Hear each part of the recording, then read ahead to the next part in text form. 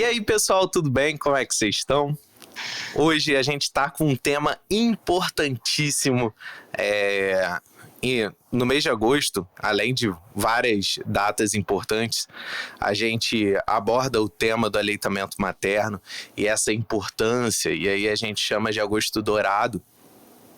E hoje, para conversar com a gente sobre esse tema, a gente tem uma pessoa muito importante que já fez parte da nossa equipe lá no Maria do Socorro.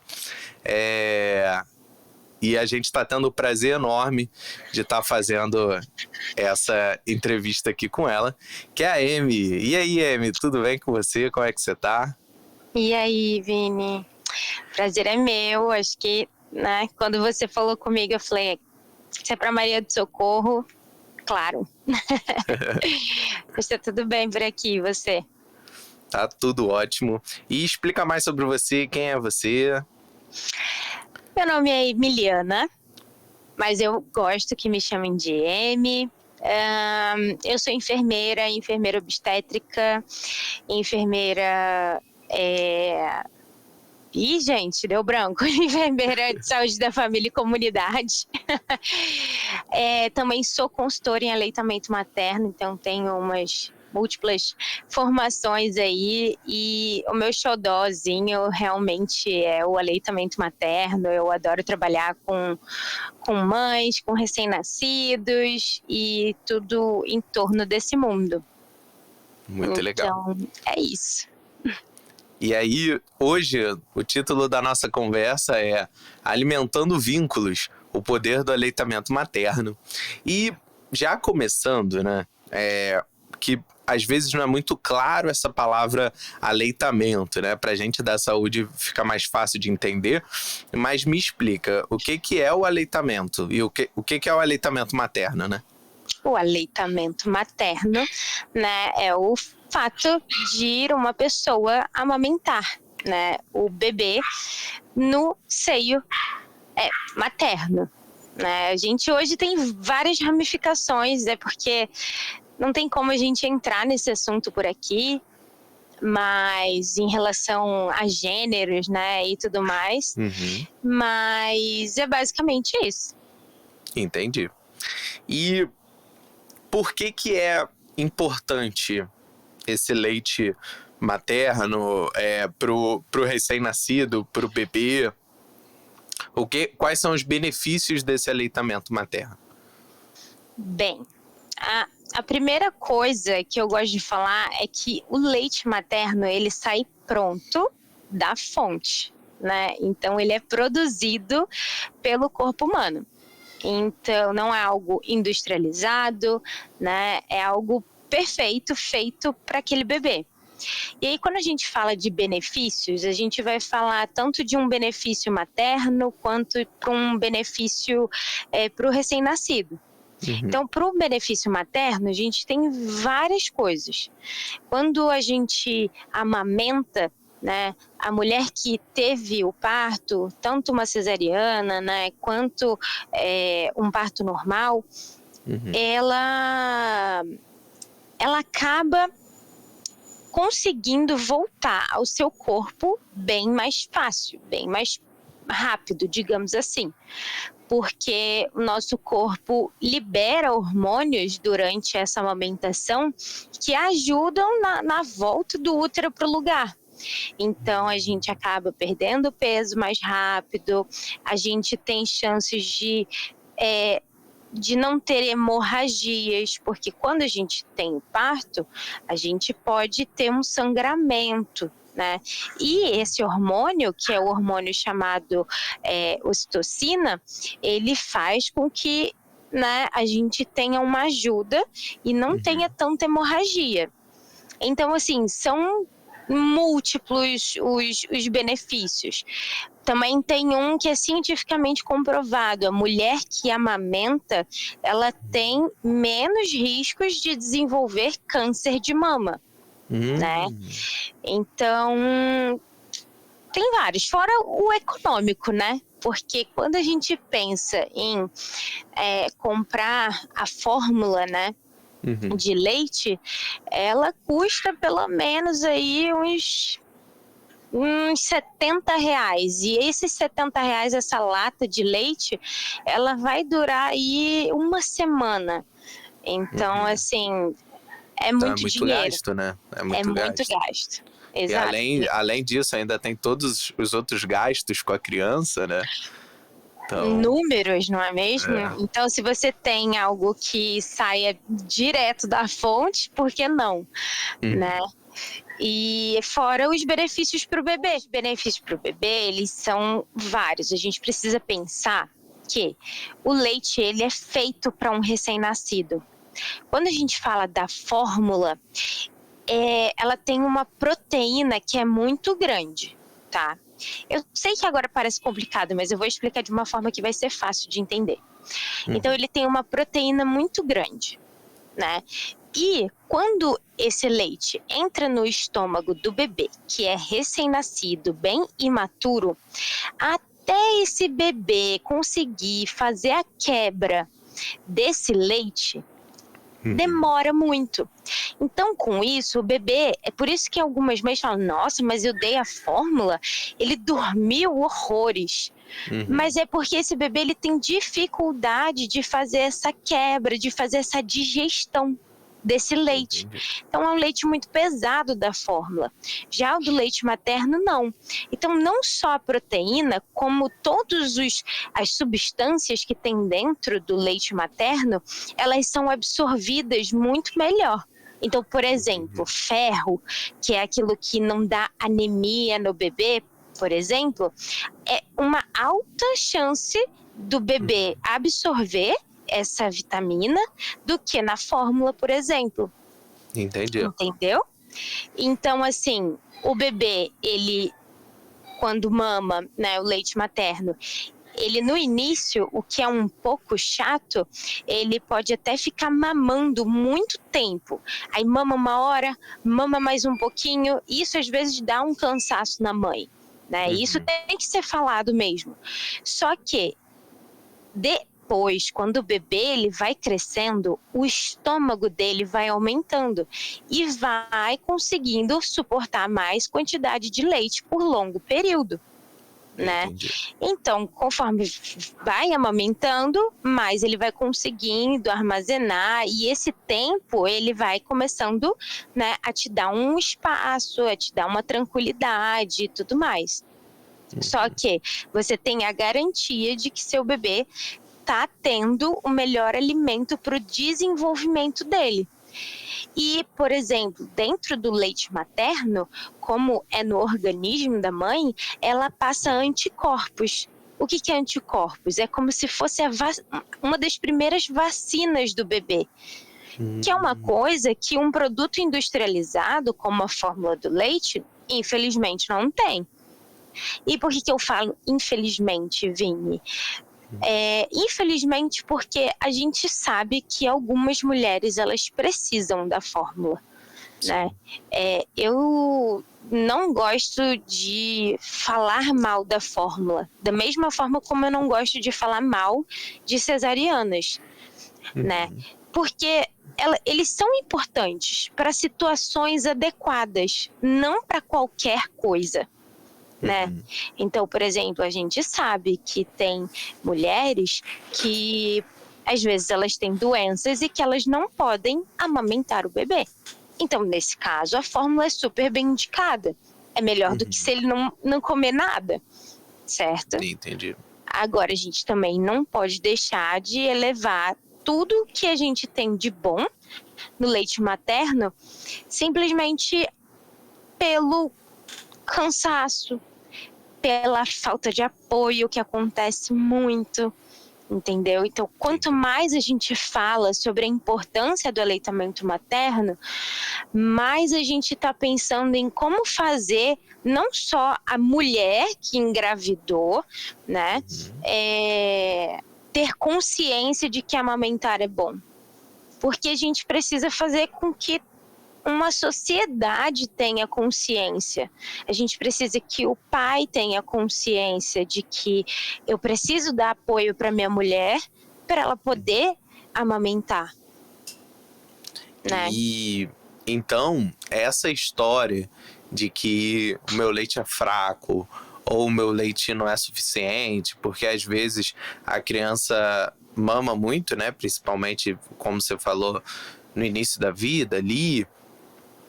Então essa história não existe, né? Essa história de leite fraco não existe. Então, essa história de leite fraco realmente é conto da carochinha, né? Não existe leite fraco. O leite, ele é excepcional para o bebê. O que acontece muitas vezes é exatamente essa situação da mãe não saber o quanto de leite que está entrando na boca do bebê. E aí ela começa a ficar um pouco assustada, porque o bebê no início ele chora muito. É a única forma que ele tem de se comunicar. E aí ela entra um pouco em desespero de que, e se ele não tiver, né, alimentado? E se esse choro dele todo é fome? Eu vou matar meu filho de fome? Então, na verdade, o bebê ele gosta de sugar, ele gosta de estar no peito. Então, ele vira assim um penduricalho de peito no início, né? E geralmente acontece muito entre o primeiro, segundo e terceiro mês de vida do bebê, né?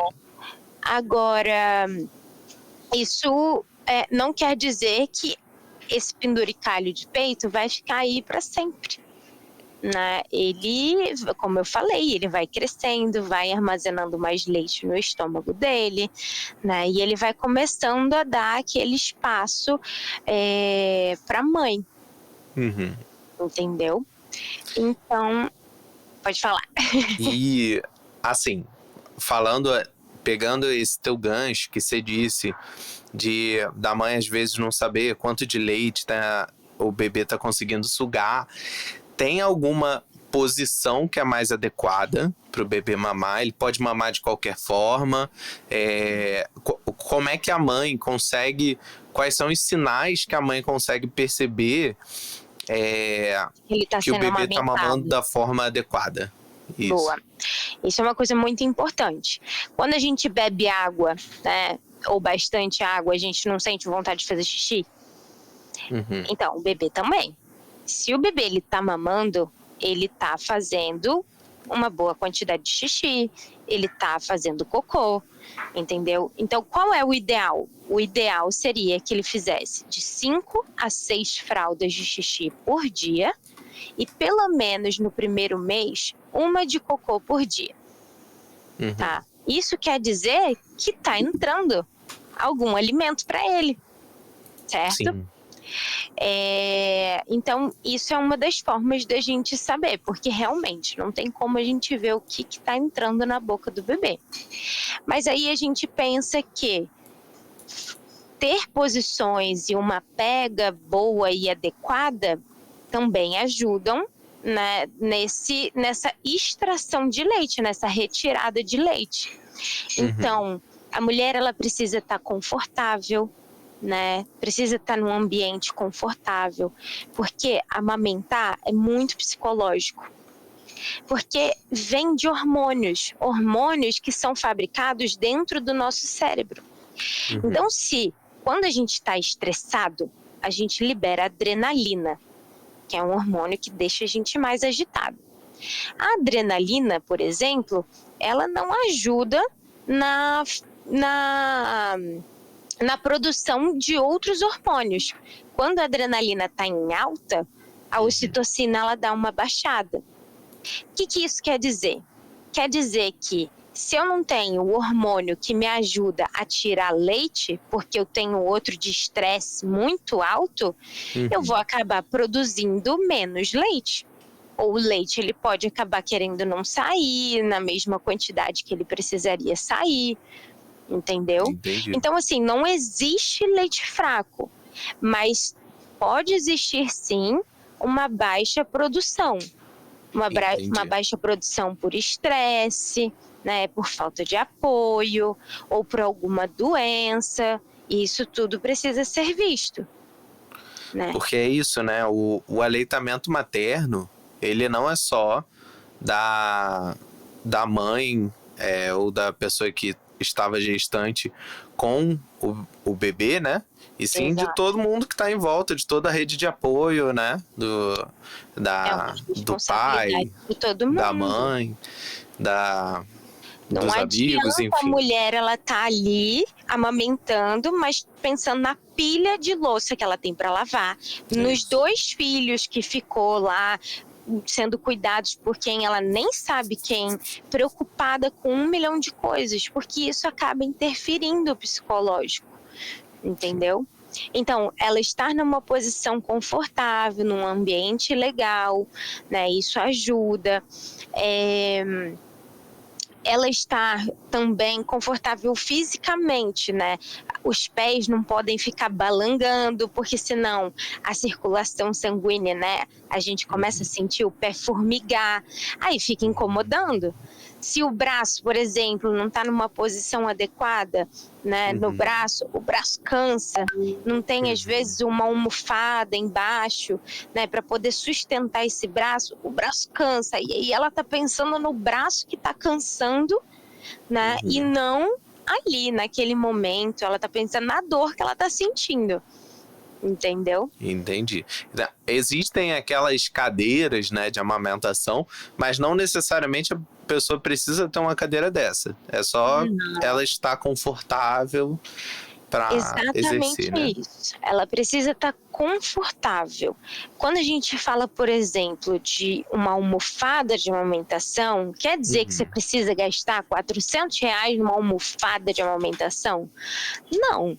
O que quer dizer é que você precisa ter alguma coisa embaixo que te sustente.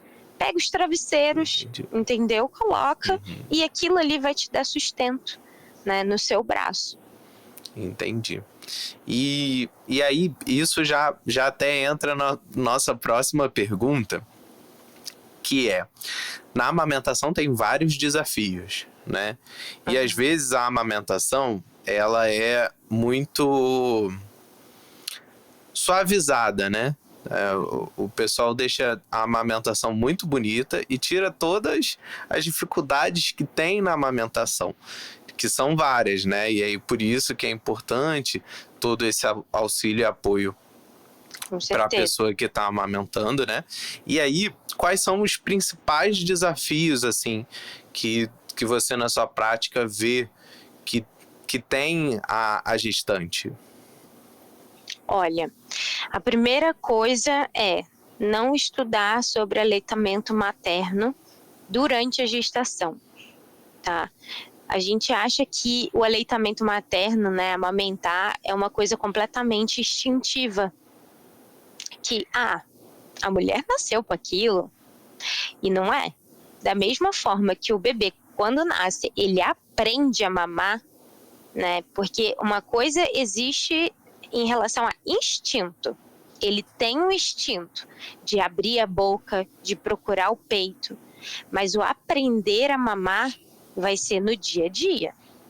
Então, da mesma forma que o bebê aprende a mamar, a mulher também aprende a amamentar. Então, a gente precisa aprender de alguma forma. Se preparando na gestação é um ótimo início, tá? E aí a gente vai colocando a rede de apoio, né, em contato também, entendendo.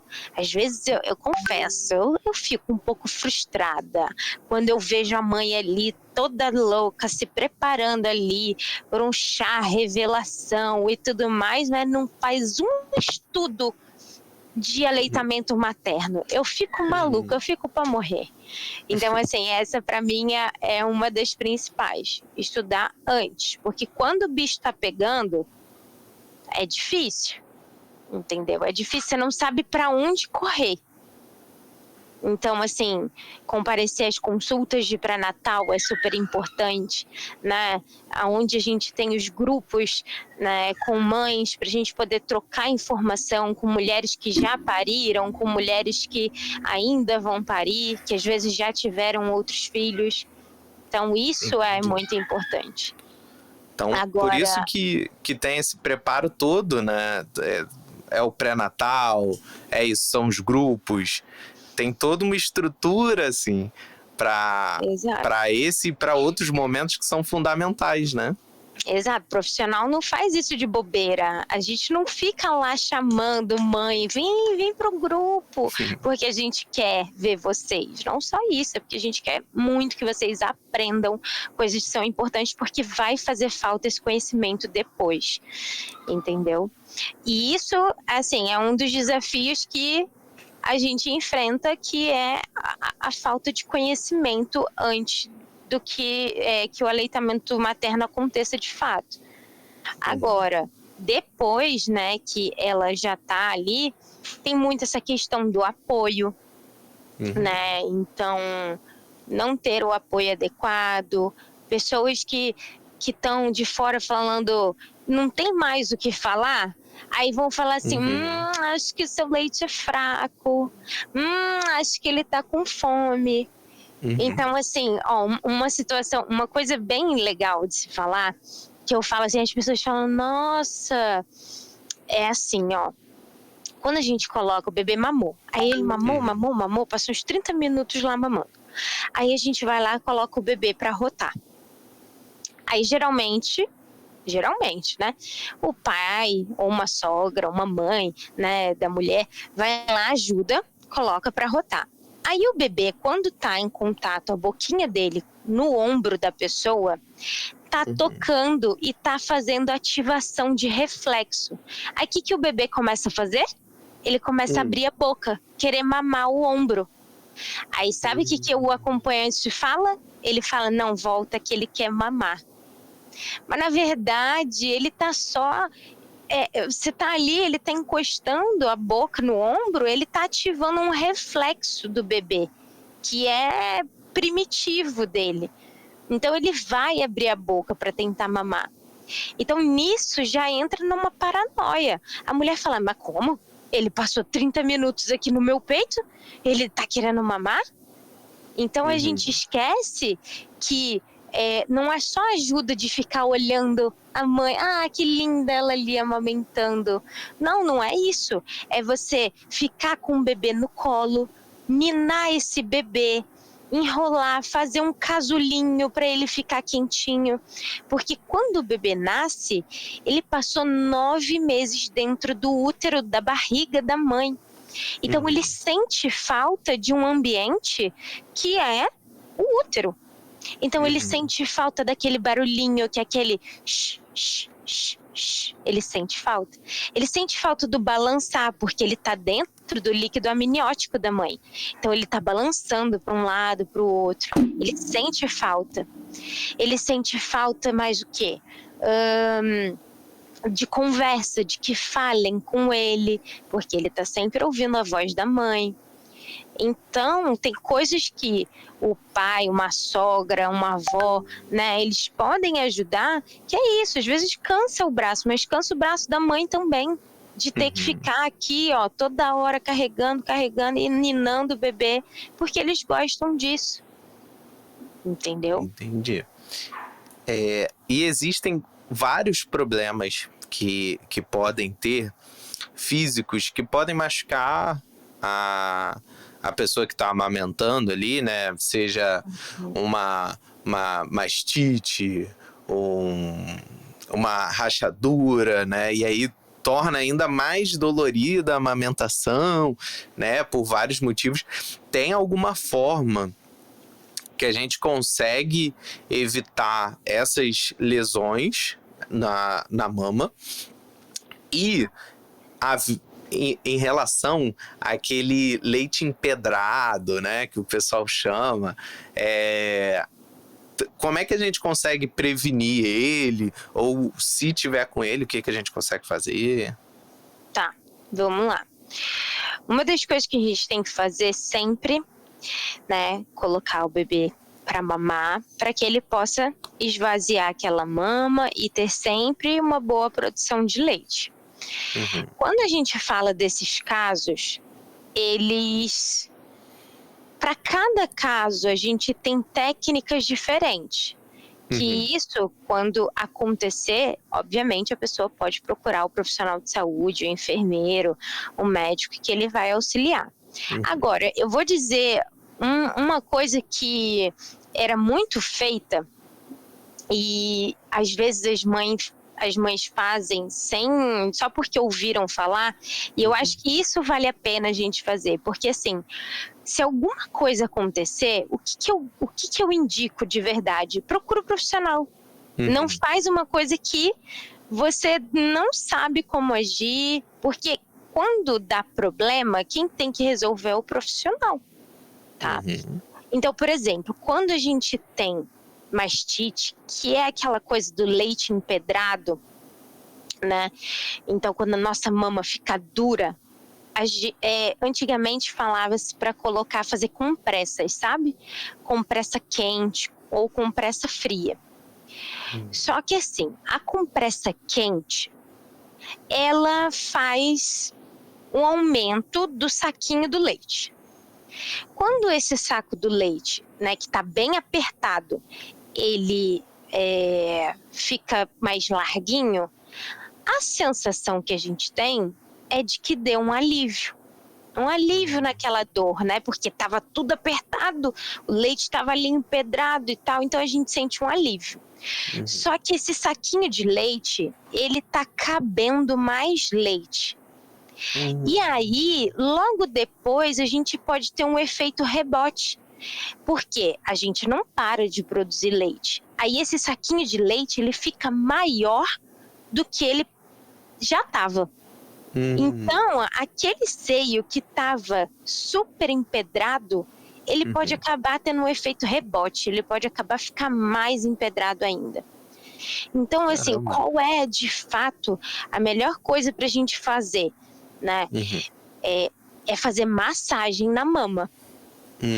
Então, a gente pega a pontinha dos dedos, dos 3 dedos, vai fazer uma massagem circular na mama, né, apertando a mama, não a ponto de causar muita dor, tá? Mas é a ponto da gente apertar, fazer uma quebra daquela pedrinha e depois a gente já tem que fazer a retirada. Porque não adianta nada eu transformar aquela pedrinha em leite líquido e não tirar ele. Porque senão a nossa mama fica muito cheia. Entendeu? Entendi. Então, às vezes, vale a pena. Às vezes acontece assim, vai no banho, tenta fazer uma ordenha. A ordenha é a retirada do leite, né? Como é que eu faço ordenha? Vai lá no profissional que ele vai te ensinar a fazer ordenha no peito. Porque isso é uma coisa que todas as mulheres têm que saber quando elas estão amamentando. Fazer ordenha. E aproveitando esse gancho, né, da ordenha e tudo mais, vamos supor, eu sou uma pessoa que está amamentando, e aí eu preciso sair, preciso trabalhar, não necessariamente vou conseguir levar o bebê junto comigo. Tem alguma forma de eu armazenar esse leite, de eu manter, ou já tenho que partir para outros meios? O que eu faço? Então, eu costumo falar que às vezes a gente tem algumas emergências, a gente nunca sabe quando a emergência acontece. Então, armazenar o leite materno é muito importante desde o início. Se a gente está fazendo uma ordenha, né, do leite, por que não guardar? A única coisa é que a gente precisa guardar de uma forma correta. A primeira coisa é que a gente vai guardar num pote de vidro e tampa de plástico, tá? Esse pote de vidro, ele tem que ser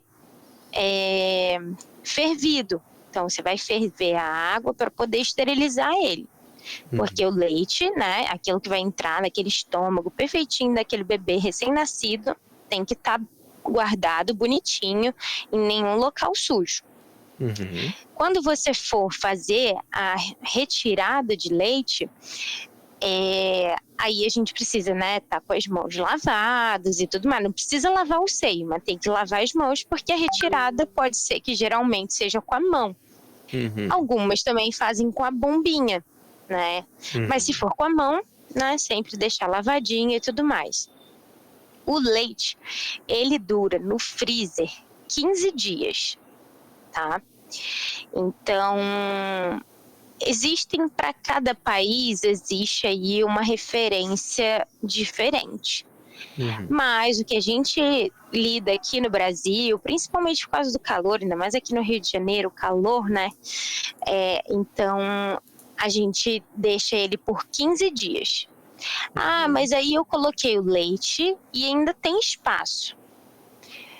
A gente pode colocar um leite sobre outro leite. Por exemplo, eu já tenho 10 ml de leite congelado. Posso colocar mais 10 ml?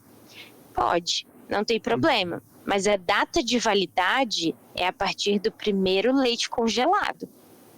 Entendi. E uma coisa importante também é considerar que depois que a gente descongela o leite, ele não pode voltar para o congelador.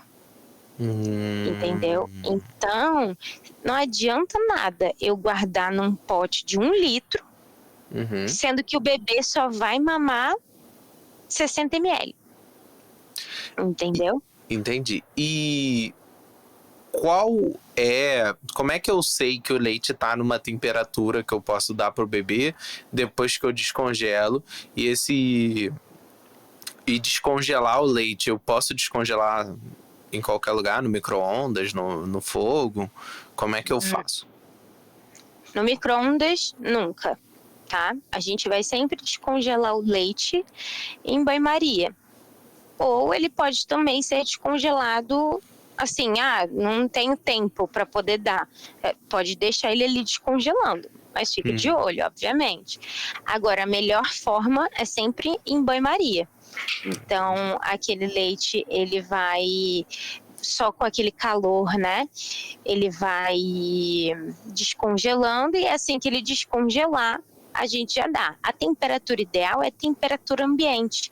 Porque às vezes tem gente que fica assim, mas o leite não tem que estar morninho. Não, é igual água, que a gente pega a água do filtro, água normal, que é a temperatura ambiente. É isso. Ele não tem que estar nem gelado e nem quente. Entendi.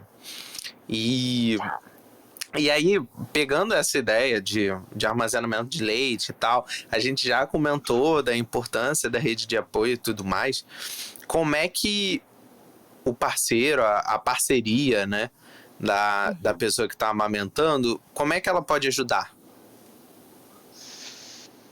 Principalmente pensando nesse projeto, nesse processo de, por exemplo, a pessoa tem que começar a trabalhar ou tem que sair por algum motivo emergencial, ou enfim, essas N situações que a gente já falou que pode acontecer com a pessoa e que é super normal, mas como é que uma pessoa da rede de apoio ela pode estar ajudando ali, pensando já nessa ideia do armazenamento de leite e tudo mais? Como é que dá para assim, Vini, eu acho que a gente tem várias situações diferentes. Aí a gente vai trazer aqui algumas. Porque nada nesse mundo a gente pode generalizar.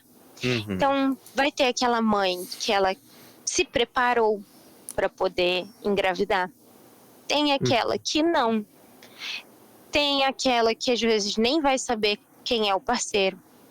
Tem aquela que ela engravidou antes dos 18 anos e aí tem pais preconceituosos que vão acabar achando aquilo uma coisa indevida e não vão ajudar. Então, a primeira coisa eu acho que é a gente identificar, né, qual é essa situação que eu vivo.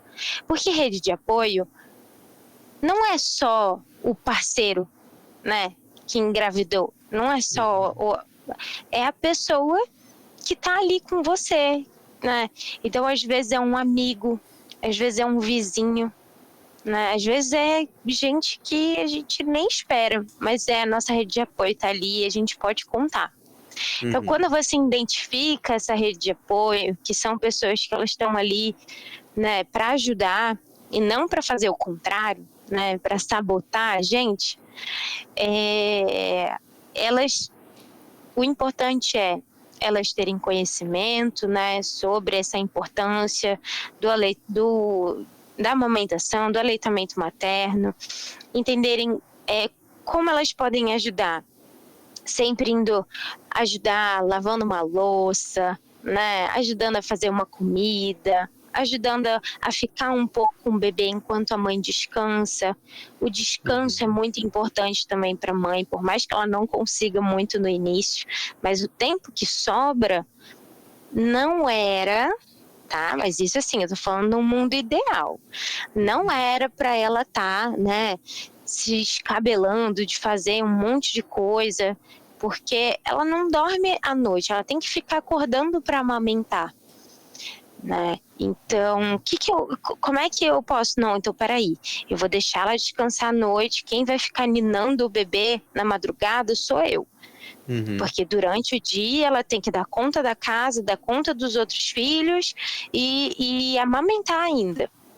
Então, por isso que cada família precisa também entender qual é o contexto para fazer com que essa mulher descanse, né, fazer com que essa mulher ela tenha, né, pensamentos tranquilos, né, de que ela tenha ajuda, de que ela tenha apoio e amor por aquela pessoa, porque quando ela se sente segura, ela também produz mais hormônios de ocitocina e mais ela consegue se sentir confiante para amamentar. Então, é isso, né? É isso que a gente já tem tá...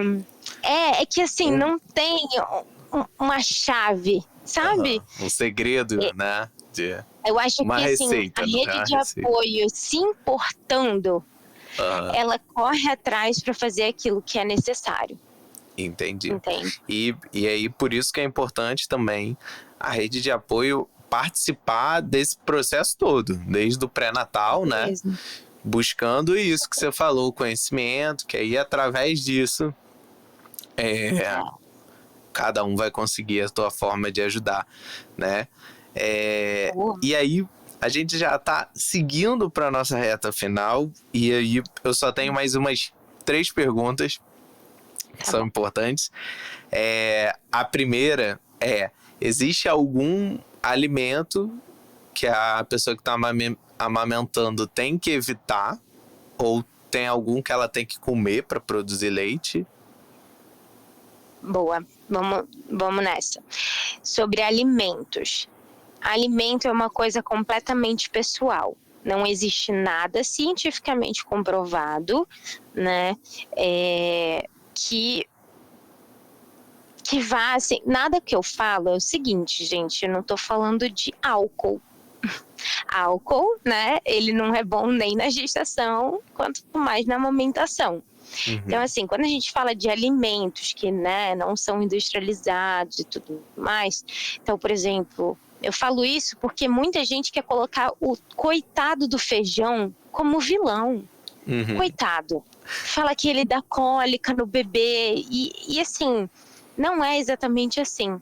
O feijão, se a gente coloca ele de molho por pelo menos aí umas 10 horas, ele consegue liberar algumas coisas que tem dentro do feijão e que podem causar gases. E assim, ainda assim podem. Não quer dizer que com você isso vai acontecer. Então tem mulheres que comem feijão desde que o bebê nasceu. Isso é ótimo, tem muito ferro para ela, para se recuperar do pós-parto, e o bebê não sente uma cólica. Mas existem mulheres que vão lá, comem uma colher de feijão e o bebê tem cólica. Então, o que é o importante? Você observar, né? Existe a cafeína, que a gente precisa tomar cuidado, e não é que você não pode tomar um café. O que não pode é tomar mais do que 5 xícaras de café. Entendeu? Que aí realmente é muita cafeína. Essa cafeína ela pode passar para o leite se for em dosagens absurdas, se você for uma pessoa compulsiva pelo café, por exemplo, né? Aquela pessoa que bebe mais de 2 litros de Coca-Cola, né, por dia, e a Coca-Cola tem cafeína, por exemplo. Então, aí pode passar para o leite. Aí a gente nota que alguns bebês eles podem ficar um pouco mais agitados. Então você precisa observar. Agora também tem mulher que bebe Coca-Cola, dá com pau e o bebê não faz nem cosquinha. entendeu? Então, Entendi. alimentação é observação, tá? Entendi. Agora, sobre um alimento que ajude a produzir leite, a gente fala que tem alimentos, Vini, que tem galactogogos. Por exemplo, o milho. Por isso que antigamente falava-se muito da canjica. O problema da canjica é que ela vem acompanhada aí do tal do leite condensado, né? E aí, enfim, aí a pessoa quer comer horrores e tudo mais, e quer voltar pro peso, e aí é difícil. Mas o milho da canjica, né, o flocão de milho, ele é um alimento que ele tem galactogogo, é um alimento que ajuda nessa produção, mas nunca é uma coisa só. Não quer dizer que se eu comer o dia inteiro cuscuz feito de flocão de milho que eu vou ter uma produção absurda. É sempre um combinado. É uma alimentação, né, com galactogogos, o bebê indo sempre ao seio numa posição correta, né, o ambiente estar propício, e isso tudo ajuda nesse aumento de produção. Entendi. E a chupeta, ela é um problema para amamentação? Não é um problema? E se a criança, por exemplo, usou chupeta ou por algum motivo parou de amamentar, tem como eu conseguir que a criança volte a ter a amamentação ou não? Tem uma coisa que é muito chata, que para aprender é difícil, mas para desaprender, meu amigo, é estalar do dedo. Então, é isso que eu falo um pouco sobre a chupeta. Eu sei, tem muita gente que fala, mas o meu bebê chupou chupeta e ele não parou de amamentar. Mas você quer correr o risco? Porque chupar a chupeta faz um acalento no bebê, tá? E quando o bebê se sente acalentado, ele não sente tanta necessidade de ir para o peito várias vezes. Porque o peito não é só fonte de alimento para o bebê. O peito, ele é acalento, né? É amor, é carinho. Então o bebê, ele gosta de ficar ali sugando, tá? Isso é confortável para ele. Então, se ele começa a sugar a chupeta, ele começa a ter aquele conforto em outro lugar. Até aí, ok. O problema é que ele começa a não ir na quantidade de vezes que ele iria para o peito. Aí a gente começa a ter o quê? Uma baixa produção. Quando eu vou tendo uma baixa produção de leite, eu tenho o quê? Um bebê irritado, que não quer mais aquele peito. Por quê? Porque não está vindo mais a quantidade que vinha antes. E isso tudo vira uma cascata. Entendi. Entendeu? Então, quando a gente fala de chupeta e aleitamento materno, a gente precisa tomar muito cuidado. Entendi. Tá? Porque pode causar desmame. Para a gente conseguir fechar essa conversa, que foi muito produtiva, para você, em poucas palavras, assim, o que é o aleitamento materno e qual é essa importância desse vínculo do leite e, enfim, tanto para a criança, para o bebê, quanto para a mãe, quanto para a rede de apoio, enfim. Eu sou péssima, tá? Com poucas palavras. Eu sou geminiana, gente. Então, assim, me perdoem. Mas eu posso dizer que é vida, sabe? É saúde, é carinho, é amor, é afeto, né? É doação, né? Acho que não tem uma mãe que entendam assim, sabe? Não é que a mãe que não amamenta ama menos. Por favor, isso não é verdade. Isso não. Mas uma mãe que ela tá disposta a amamentar até a hora que, né? Até a hora que não dá mais, porque cada uma tem o seu limiar, e isso é importante ser falado. mas ela que está disposta, que ela corre atrás, que ela estuda, e isso é doação, sabe? Isso é um nível de amor que geralmente só a mãe tem com o filho. Então, Sim. eu acho isso muito lindo. Então, a gente queria agradecer muito você ter aceitado esse convite. Foi uma conversa muito produtiva, deu para aprender muito, eu tenho certeza. Claro que nem todas as dúvidas são fincadas, né? São sanadas, mas é isso, para isso que a gente está lá, pode aparecer lá na clínica, participar dos nossos grupos e tudo mais. A gente também vai deixar aberto para perguntas e aí, na medida do possível, a gente vai respondendo, tá bom? Eu queria muito te agradecer, Amy, de verdade, por essa entrevista, por participar do nosso podcast. Sigam a Amy nas redes sociais, curta esse vídeo, compartilha, espalha para todo mundo. E é isso, nós teremos vídeo toda segunda-feira, essa semana que é especial, e aí a gente está soltando 2 vídeos de uma vez. Mas eu vejo vocês na próxima e muito obrigado pela participação. Muito obrigada, Vini, também. Beijo. Valeu, beijo.